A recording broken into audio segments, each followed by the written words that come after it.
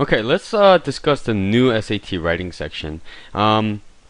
But before I do that, I want to actually look at the old SAT writing section, or a section of the writing section, and I think this will make my point a lot easier to make. So if you see this is from our internal software. This was the last section of the writing section, or I don't want to say the last section, but one of the sections in there. In the end, it had a paragraph, and the paragraph usually had, or a passage usually had 3 to 4 paragraphs in there, or 2 to 3. And what you had to do was look at whatever sentence it was, 1, 2, 3, 4, 5, and then you had to fix some kind of question within the passage, right? So it would say, in sentence 1, what could you do? How can you fix this? And usually what they gave you was, sentence structure was wrong, or some kind of modifier was wrong, and you had to basically pick the right answer or fix that sentence, which, really isn't any different than the questions that they gave you before, which were just straight up grammar questions, right? But what they also had were transition questions, and transitions are, words like this over here, similarly, right? So you had to connect sentences, and sometimes they give you however. And however is completely different from similarly, and all you have to do was simply change the transition word. And another thing they did, which where I think the kids found to be most difficult, was where can you add or delete a sentence, or where can you change the location of a sentence. So these paragraphs, what they did was, they put maybe sentence 1 in the middle of sentence, or in between sentence 8 and 9, so it made completely no sense, and they wanted you to fix that. And it's time consuming, but it was manageable, definitely manageable. And they gave you questions like ambiguous pronouns, right? They give you pronoun, and they wanted you to define the pronoun, otherwise the sentence is unclear who it was talking about. And that's what they wanted you to do before. And this was quite challenging, especially if you're weaker in reading. If you're good at grammar, you would get 4 out of 6 questions right, because it's straight up grammar questions. But the remaining 2 or 3 actually could be relating to transitions, and it could be relating to logical placement of sentences, right?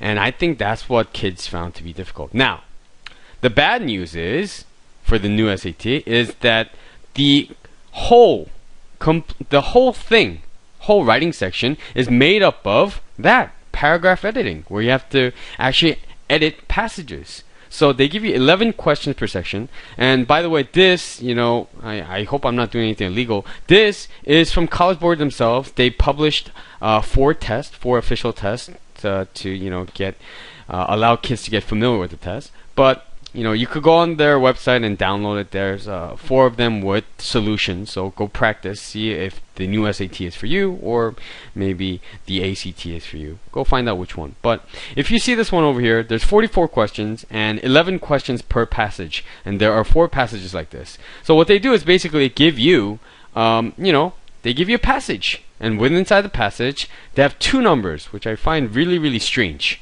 right? So the black number is referring to the question over here, and then the number without any shading is, I guess, just sentences that they're gonna allude to.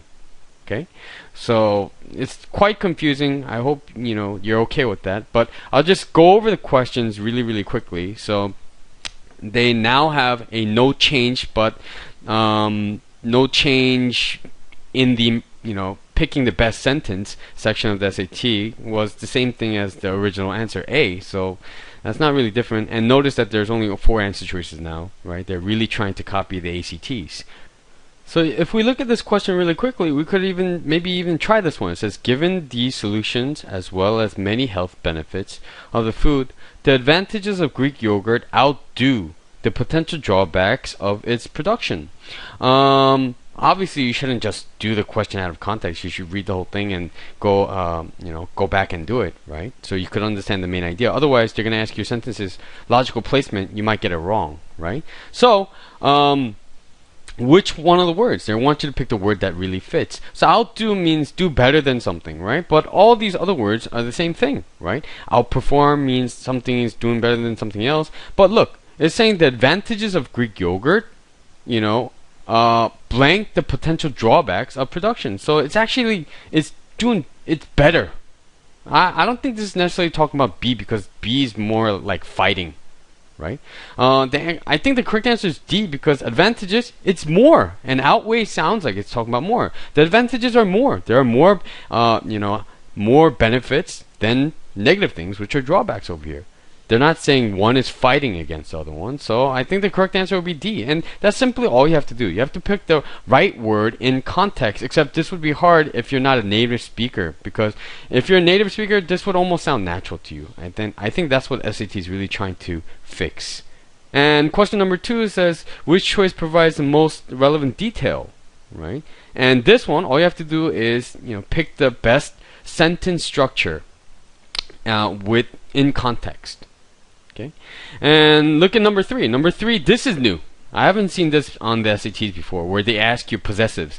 Possessives it sounds fancy, but it's basically apostrophe S, or is apostrophe outside, right? That's what you have to do.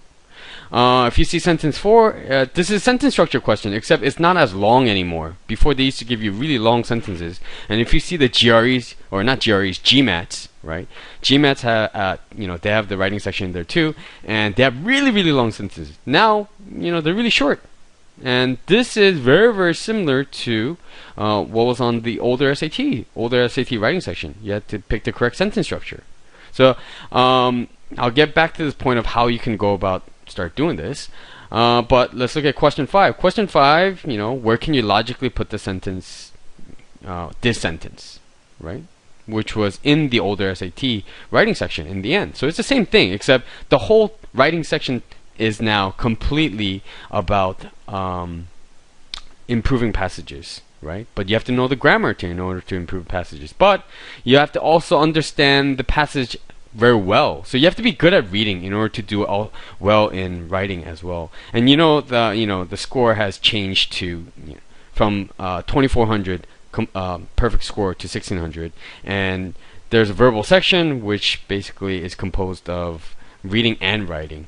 Except you should note that colleges can't see your subscores, and subscores are how you did in reading and how you did in writing. Okay, so that's basically it. It's like the same thing, and they have idiom errors over here, right? Idiom errors. So you have to put in such as, right? It will be but colloquially, a lot of people say such like, something like that. They want you to fix, which was also in the old SAT writing section. This one is pure transition question, and you'll get this right if you actually read the passage and you understand it. Okay. This is a dictionary, so you have to pick the right word. Same thing, sentence structure. Now, what's also new is you have to be able to look at a graph and then pick the sentence that represents whatever's in this graph. So this is, again, it's almost like reading comprehension, right? Or what you're seeing in the graph, you have to be able to write it. Except you don't have to write it. They give you choices. So what you have to do is look at the graph and which one represents whatever it says in the graph. So look at number 12. It says, which choice most accurately and effectively represents the information in the graph? So look at the graph. What is it saying? Pick the answer. It's simple as that. Okay. So I know it looks like the new SAT writing is a lot harder, right? Well, it would be harder if you're not as good, not as strong in reading. But if you're pretty strong in reading and you know your basic grammar, and you know what kind of sentence structures you would use, I think you would do really, really well. I don't think you need to worry at all. Now, how can you practice for the new SAT writing section? Especially since there aren't that many materials out there. So what can you do? Use the old SATs, right? Use the old SATs. I really think this official SAT Blue Book guide is really good. It has 10 tests in there, except be careful. I think it's the second edition or the last edition of this Blue Book. They had errors in one of the tests, right? College Board made a couple errors. I think answers were A, B, C, and then it got shifted a couple answers down. So be careful of it. Make sure you get the corrections. But practice the pure grammar with the Blue Book, and there are also improving paragraphs in there. So practice with that. In addition, I highly recommend using the ACT practice books. Okay, because ACT's writing section, I think they call it English, is exactly the same thing. Except I think their writing questions are a little bit easier. The writing question is definitely more difficult on the SATs. It's a little bit easier, but that'll help you with the side. That'll help you on the side of comprehension, I think. Where can you logically place a sentence? They give you a question where they said, should you do this, yes or no, right? Let me see if I can find it. So yeah, this is a weird question. I've never seen anything like this before in the older SATs. So it says the writers consider deleting an underlined sentence. Should the sentence be kept or deleted? And then it says yes, keep it. C says delete it, delete it. I actually saw yes, no in there, but yeah, something like that. But this is more reading than writing, right? So don't worry too much about it. Also, the punctuations and stuff. That's really only different is the I would say possessives. And another new question type is basically who and whom, which I think that they only had on the SATs maybe once in the past 15 years or 13 years since they last changed it, right? So don't worry too much about the writing section. Just be really good at reading. If you're good at reading and you know your grammar, right, which you can learn through the old SATs, solving the old SAT grammar sections, I think you'll do just perfectly fine.